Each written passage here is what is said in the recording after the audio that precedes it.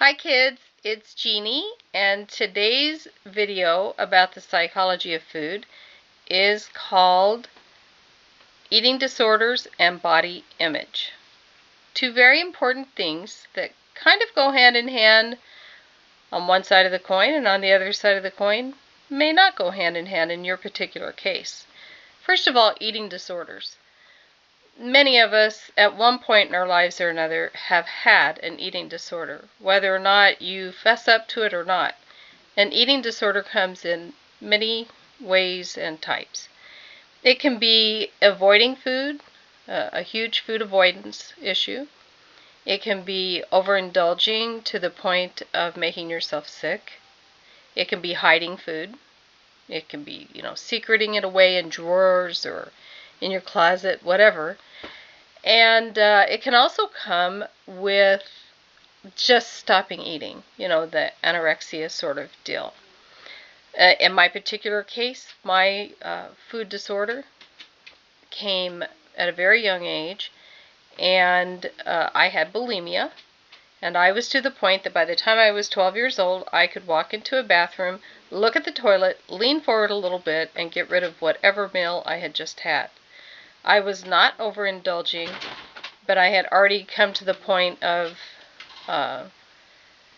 do other things that were happening in my life. That was something that I could control, and that's what I did. It took me a long time to get over that, but really, once you have an eating disorder, you're never really over it.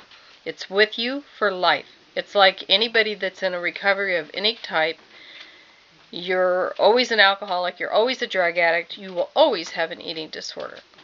Now, I have watched people that do the hiding away of food and various other things, all of which make me sad, but I understand where they come from.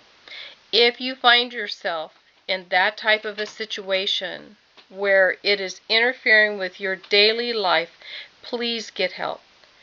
Please stop watching this video right now. Pick up a phone, talk to someone.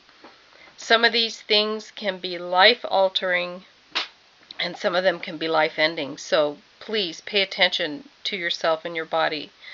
But let's talk about the eating disorders in the lower end of the world.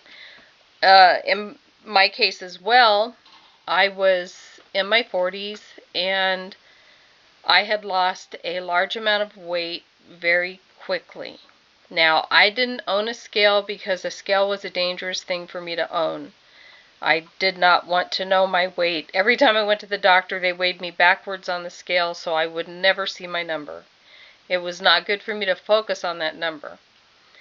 So, I went to the doctor because I wasn't feeling well, and he came in the room and he slammed the door because I guess I'd lost 30 pounds in this real short amount of time. And he sat down and he looked at me and he said, "You've lost 30 pounds since the last time I saw you." And my eyes welled up with tears, and he looked at me again and he says, "You're not aware that you lost 30 pounds, are you?" And I shook my head no, because I really was not aware of that. I'll tell you why in a minute. And he said, "Well, we have ways of making you stop." And I said, "Well, I'm not doing anything. I was sick. I had something else going on in my body." But they immediately jumped to the fact that I'd had a previous eating disorder, and he was threatening to lock me up somewhere. So after that was all straightened out, and I found a new doctor, just to let you know that this doctor said to me, "Okay, you don't have a scale, I understand that, but I know you have mirrors in your house. Can you not see that your clothes are hanging on you?" And my answer was sadly, no. I didn't know my clothes were hanging off of me. I'll tell you why. I'm a fat girl, fat chick. Always will be a fat chick. Even when I was little and tiny and thin and failure to thrive almost, I was a fat girl. I see that fat girl in the mirror every time. And a lot of that is my body image. And in my particular case, seeing that fat girl isn't necessarily a bad thing. I don't hate that fat girl. That's me. It's who I see myself on the inside, the fat girl. In my family, if you're not curvy and you don't have something up front, a little something back behind, you're considered to be not not an attractive woman. That is very regaled in my family to have that curvy, curvy, curvy figure. And in some cultures, this is very true.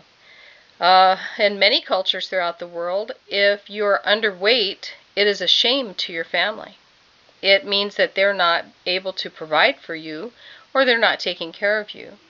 Also, in many cultures, excess weight is considered a sign of affluence and a sign of power and being on top of the world. And if you grow up in a family like that, man, does it mess with your head. Ooh, boy. So be careful raising children, if you have children, to not put such ideas in their head that healthy eating is the way to be. So the other thing is, and I want to talk back again about body image, is when I was 25, I saw a picture of myself at 15. And I said, wow, look at that. I'd like to look like that again. And then at 35, I saw a picture of myself at 25 and said, whoa, what I wouldn't give to have that figure back again.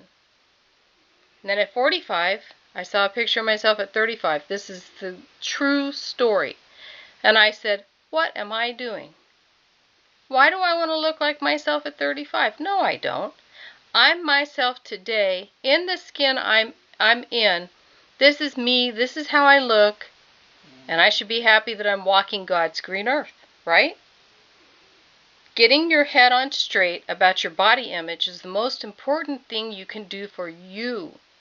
Not for your family, not for your kids, not for your spouse, not for your job, for you. You have to love yourself before you can love anyone else, right? We all know that. So why get down on yourself because you're overweight or your waist isn't thin or you don't have a nice chest or your nose is too big or you have one eye that's falling down your face? Anything.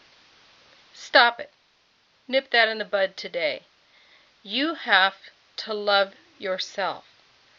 Now, I take a picture of myself every Friday on this journey that I'm in. I didn't have too many pictures of myself at my heaviest. Boy, I wish I did, because when I saw one recently, I actually cried. It was very eye-opening to me to see how far I've come, because I really had no idea. But a picture is worth so much more than me looking in the mirror every day. So, I take that picture every Friday, or my husband does, and I will tell you, every Friday he takes a picture and I go, gosh, I look really good today, don't I? He says, yes, you do. And I'm not a good selfie taker. I can't take a selfie picture. I hate it. It's unnatural. I look like I'm forcing something. It doesn't look like me. I just don't like it. But these full body shots that he's taking every Friday, so I looked at one recently and I looked at one 3 months ago and put them side by side, and I went, you know, I have come a long way. I'm now seeing that, I probably look more like a normal sized person. But I still look at that picture 3 months ago and say, I liked myself that day too. I looked pretty damn good that day, didn't I? I sure did. That's getting your head on right about food. You have to do that for yourselves. And I hope today's video has helped you in some way, and as always, you can leave me comments. I love them. If you have any questions, let me know. Love to you all. Have a marvelous weekend.